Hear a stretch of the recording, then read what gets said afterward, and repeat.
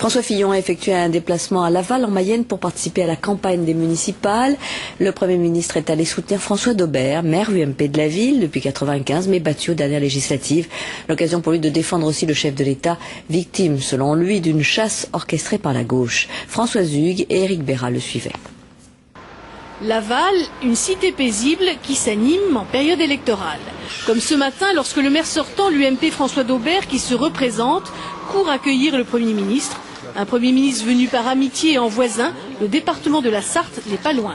Ça veut dire simplement que Laval peut compter sur le soutien du Premier ministre, le maire de Laval aussi, et le maire de Laval qui restera le même dans les prochaines semaines et dans les prochaines années.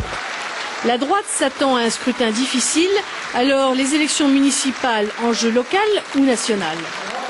Elles sont locales, mais elles sont aussi nationales. Elles sont aussi nationales parce qu'on ne gagne pas en mettant son drapeau dans sa poche, et puis parce qu'il y a des différences. Il y a des différences entre les candidats. À Laval, Ségolène Royal est arrivée nettement en tête lors de la présidentielle et le socialiste Guillaume Garot a remporté le siège de député aux dernières législatives. Ici, la gauche espère. C'est surtout le choix de François Daubert, le maire actuel de Laval, de faire venir à Laval l'émissaire de Nicolas Sarkozy.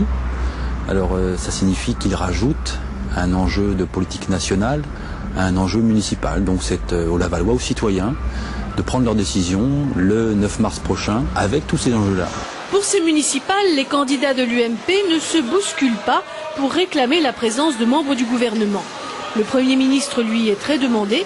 François Fillon le sait, en campagne, il faut savoir encaisser les coups. Et par ailleurs, des personnalités se réclamant de sensibilités très diverses, dont l'ancien Premier ministre Dominique de Villepin, Ségolène Royal ou François Bayrou, ont signé un appel pour une vigilance républicaine, appel publié dans l'hebdomadaire Marianne, qui entend